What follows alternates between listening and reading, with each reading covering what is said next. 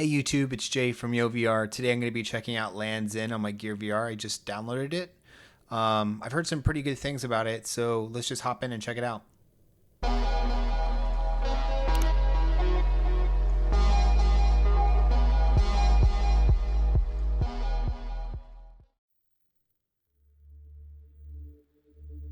So this is the first screen we're presented with. Basically, it tells us that you probably want some swivel chair. I tried using the remote for a little bit. It was a little bit irritating because you'll see what I mean here in a second. So I've already played this game, so let's start from the beginning. The first thing we're going to see is a little bit of a bug in this game. Um, you'd think it wouldn't present us with this screen. Instead, it would just jump right into the beginning, but we have to do this whole look thing again. There's nothing really around us. Of course I'm ready. I've clicked 3 times.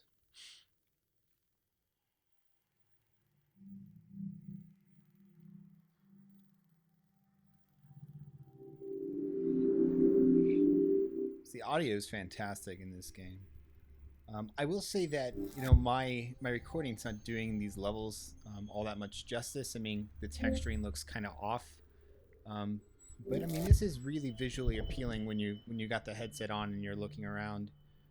So basically, the premise of this game is that you sort of click these floating balls, or you look at these little floating orbs, and your character moves to the floating orb. What you just saw there when I jumped real quickly was me trying to use the remote. I tried to use the left bumper like it says to do, but it's enough to make you sick, so I don't suggest using the controller. So basically we navigate this the sunset of a level. That's what Wired was calling it. It says like living in a sunset.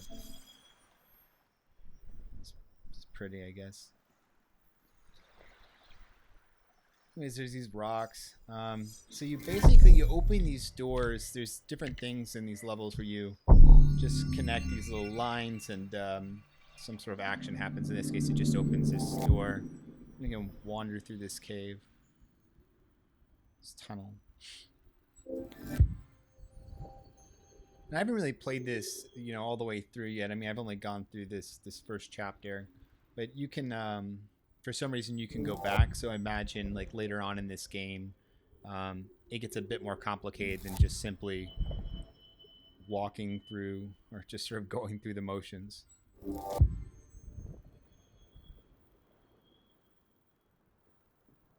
But yeah, I mean, that is pretty much the game. I mean, you wander around and you do things here and there. Like I said, it's very pretty. For $10 or whatever it was, I mean, I definitely think it's worth a download. I guess if you go back like that, yeah, it'll cancel.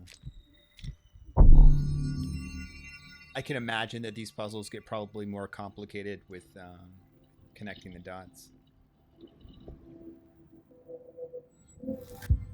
Just follow these orbs.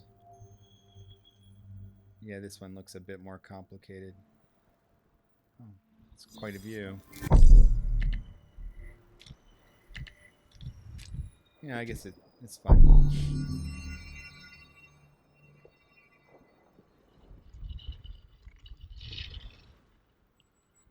But unfortunately, my phone overheats here, so I got to cut the video kind of short.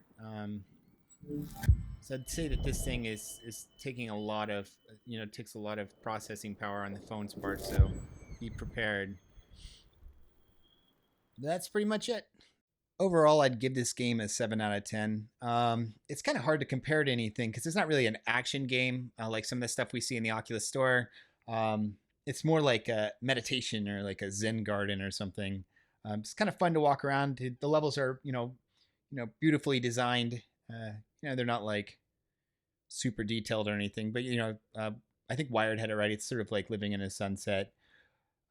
If you were to ask me if you should download it, I'd say yes. I think it's definitely worth the $10. And I look forward to sort of exploring more chapters.